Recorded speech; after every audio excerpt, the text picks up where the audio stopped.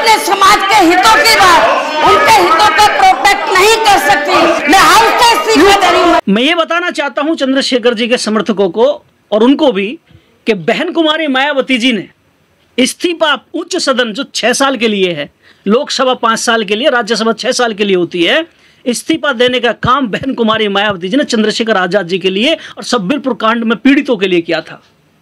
और आज जिस तरीके से दो फांट समाज के हो गए हैं, जो इस घटना के जिम्मेदार लोग हैं, भीम आर्मी आजाद समाज पार्टी का निर्माण कराने वाले लोग, युवा जो बच्चे 16 साल 17 साल 18 साल के बच्चों को, जिनको ये भी नहीं पता कि राजनीति का रा क्या होता है, सामाजिकता का सह क्या होता है, वो बच्चे सिर्फ सर पर गमछा बांध कर जय भीम और जय भीम, जिन्हें बच्चों को स्कूल के अलावा कुछ और नहीं सोचना चाहिए, आज वो सिर्फ जय भीम का नारा तो लगाना सीखे हैं, विचार उनके अंदर नहीं है, एक समझ उनके अंदर नहीं है कि राजनीति को धार कैसे दी जाएगी। लेकिन जो उनका रोल मॉडल है वो नहीं चाहता कि युवा वैचारिक बने। बात को समझिए। अरे तो वो रोल मॉडल तो लड़ रहा है सड़कों पे, देखिए उन युवाओं के लिए। अरे 604 लोगों पर एनएसए लग गई है भाई, जेल में पड़े सारे के सारे। और सब्बीरपुर कांड में क्या पूरे देश के अंदर जहां भी ये घटनाएं हुई हैं, जहां भी वो सांसद साहब गए हैं, वहां पर कई सारे सैकड़ों युवा आज भी जेल में बंद हैं और उनकी खबर कोई लेने वाला नहीं है। आप नहीं जानते क्या? तो सांसद जी पे तो खुद लगता है, देखिए वो खुद जेल जाते हैं, वो खुद FIR होती है। मैं भी गया हूँ जेल, तो साथ में जाते, मैं भी गया हूँ जेल, मैं भी गया हूँ जेल, और मेरे साथ जो लोग गए मैंने उनकी भी जमानत कराई है। ऐसा नहीं है कि मैंने खुद की जमानत कराई और मैं बाहर आ गया, मेरे साथ वाले अभी तक जेल में पड़े हैं। लेकिन सांसद जी के साथ जो लोग जेल में गए थे, वो कई लोग आज भी जेल में सड़ रहे हैं। पता है आपको? बहन जी ने सब्बीरपुर वाले कांड पर अपनी बात रखनी शुरू करी तो सदन में हल्ला काटना शुरू कर दिया लोगों ने, बहन जी की बात को पूरा नहीं होने दिया। यहां तक कि जो स्पीकर थे उन्होंने बहन जी को बार बार टोका, रोका कि तुम्हारा टाइम पूरा हो गया। तो बहन जी ने कहा, जब मैं अपने लोगों की, अपने समुदाय की आवाज इस सदन में नहीं रख सकती हूं तो इस सदन में रहने का मेरा कोई अधिकार नहीं है। बहन जी ने हाथों हाथ इस्तीफा दे दिया और वो लोग इस्तीफा लेने को तत्पर तैयार बैठे थे कि बहन जी किसी तरीके से इस्तीफा दे और हम इनका इस्तीफा स्वीकार करें। विरोधी ताकतों को यह जानकारी थी कि चंद्रशेखर आएंगे और पुलिस उन्हें रोकेगी और उसके बाद उग्रता से हम यहाँ पर एक अराजकता फैलाएंगे। चंद्रशेखर आजाद जी ने कहा है कि वो हमारे कार्यकर्ता नहीं थे। हम देख रहे हैं कई सारी वीडियो क्लिप भी आई हैं कि वो नजर नहीं लगते नहीं है कि कहीं से भी भीम आर्मी के लोग थे। वो लग रहा था कि संयोजक तरीके से कुछ बाहरी गुंडे थे जो समाज के लोगों को और संगठन को बदनाम करने का ये काम कर रहे थे। लेकिन इससे भी बड़ी घटना ये हुई कि इलाहाबाद के अंदर जो ये घटना हुई उसके बाद एक अलग बहस शुरू हो गई। बहस छिड़ी है आजाद समाज पार्टी के समर्थकों में और बसपा के समर्थकों में। बसपा के समर्थक आजाद समाज पार्टी चंद्रशेखर को ट्रोल कर रहे हैं और चंद्रशेखर और आजाद समाज पार्टी के लोग बसपा को ट्रोल कर रहे हैं। दोनों एक दूसरे पर छीटाकशी करने पे लग रहे हैं कि 2017 में जब ये सब्बीरपुर कांड हुआ था तो बहन कुमारी मायावती जी उस समय राज्यसभा की सदस्य थी। तो जब वो वहां पर घूमने भी गई, प्रकरण को पूरा समझा भी उन्होंने और उसकी आवाज को संसद के अंदर उठाया। और जब वहां पर स्मृति ईरानी ने एक बात कही कि मैं इस पूरी बात मामले की पूरी पैरवी मैं कर रही हूं, मैं देख रही हूं और ऐसा कुछ नहीं हुआ जैसे आप तथ्य रख रही हैं, और अगर आप मेरी बात से सहमत नहीं तो मैं अपनी गर्दन कटा सकती हूँ।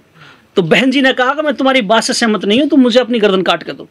भीम आर्मी ठीक थी, बहुत अच्छा था, काम चल रहा था, लेकिन जो लोग बहन कुमारी मायावती जी के साथ काम कर रहे थे, जो लोग बसपा में रहकर समाज के साथ चीटिंग कर रहे थे, पार्टी के साथ चीटिंग कर रहे थे, उन लोगों ने आजाद समाज पार्टी का निर्माण कराया और आज समाज को फाड़ने का, बांटने का काम कर दिया। ये आरोप तो बसपा में भी लगता था। एक सेकंड पूरी बात हो जाने दीजिए। RBI यही तो कहती थी। एक सेकंड पूरी बात हो जाने दीजिए। RPI का भी जवाब मैं दूंगा आपको। आज वो स्थिति बन गई। हो क्या रहा है?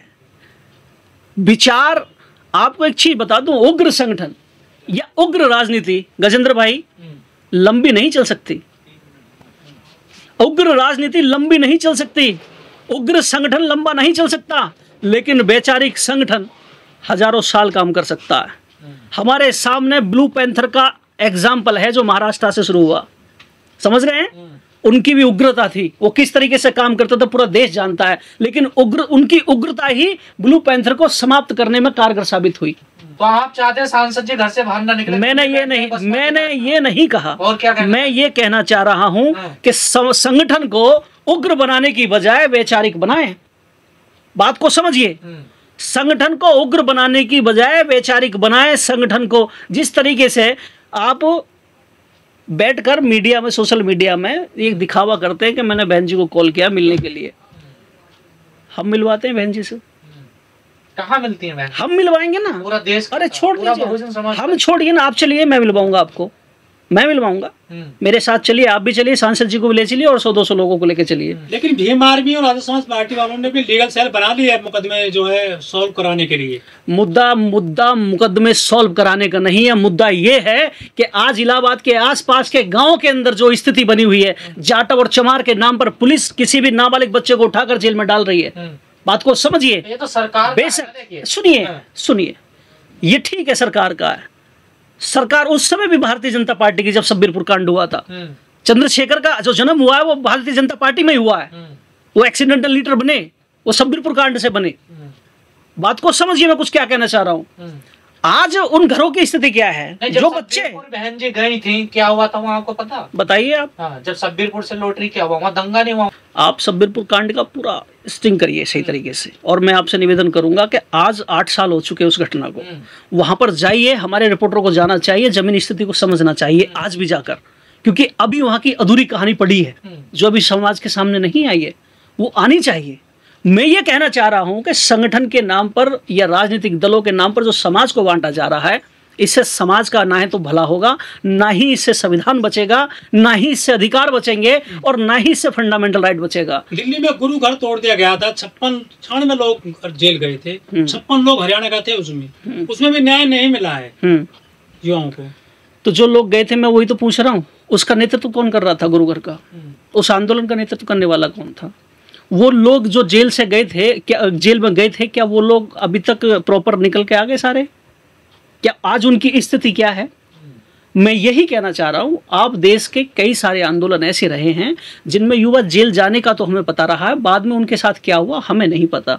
ना तो आपने उन्हें कवर किया, ना किसी ने उन्हें जाकर देखा। क्यों? आंदोलन के समय आप घर से युवाओं को लाते हैं वहला फुसला कर, और जब उनके साथ कोई एट्रोसिटी या कोई घटना होती है या पुलिस उन्हें अरेस्ट कर लेती है, उसके बाद तुम्हारी जिम्मेदारी खत्म हो जाती है। इस बात के लीडर हो आप, इस बात की राजनीति करोगे आप? नहीं, आप तो कहीं नहीं जाते हैं, आपके ऊपर तो फिर बोलने के ऊपर आपके ऊपर FIR हो जाती है। कौन कह रहा मैं कहीं नहीं जाता? ये कौन कह रहा? आप जाते हैं, ईंट पत्थर मारने जाते हैं क्या? मैं ईंट पत्थर मारने नहीं जाता, मैं वैधानिक रूप से आंदोलन कर रहा हूँ। वैधानिक रूप से तो आपके ऊपर FIR हो जाती है, तो उसका वैधानिक रूप से जवाब भी तो दे दिया जाता है। मुझे 2 दिन से ज्यादा आज तक जेल ही नहीं रोक पाई। हमारा संगठन सारा लॉयरों का संगठन है, हमारा संगठन सारा लॉयरों का संगठन है, और कमाल की बात है 2 दिन से ज्यादा मुझे जेल रोक नहीं पाई। नहीं, जिन लोगों को अब प्रयागराज में गिरफ्तार किया जा रहा है, नशे लगाई जा रही है, वो बेवजह लगाई जा रही है, बेमतलब लगाई जा रही है, सिर्फ सांसद जी की वजह से। अगर सांसद जी वहां पे ना गए होते या गए होते तो बड़े प्यार से काम निपट गया होता, तो ये नहीं होता। तो सांसद जी पीड़ितों से मिलने ना जाए? मैंने नहीं कहा ऐसा, और मैं ये कह रहा हूं, अगर संगठन, जब हम जा रहे हैं कहीं, तो संगठन पर इस बात की नजर रखनी चाहिए कि संगठन के बीच में बाहरी लोग नहीं घुसने चाहिए। बसपा तो कहीं जाती नहीं, अगर कोई दूसरा जाता तो आप लोगों को फिर भी दिक्कत हो जाती है। बसपा, देखिए मैंने कहा, मैं बसपा का हितैषी नहीं, ना मैं आजाद समाज पार्टी का विरोधी हूँ। मैं दोनों पार्टी के कार्यकर्ताओं को ये बताना चाह रहा हूँ कि जो एक दूसरे को अच्छा और बेहतर बताने की कोशिश कर रहे हैं, वो ऐसा काम ना करें। ये समाज संगठनों और पार्टियों से नहीं चल रहा है, पार्टी और संगठन समाज से चल रहे हैं, और समाज ही अगर संगठन और पार्टी में बढ़ जाएगा तो ये पार्टी और संगठन समाज के सर पर तांडव करेंगे। तो क्या करना चाहिए इन दोनों को? इन दोनों को ये करना चाहिए कि समाज के साथ में, समाज के बीच में बैठकर समाज की राय के साथ में लेकर काम करें, ना कि समाज के ऊपर बेवजह के मुकदमे लगवाएं, बेवजह के युवाओं को मरवाएं।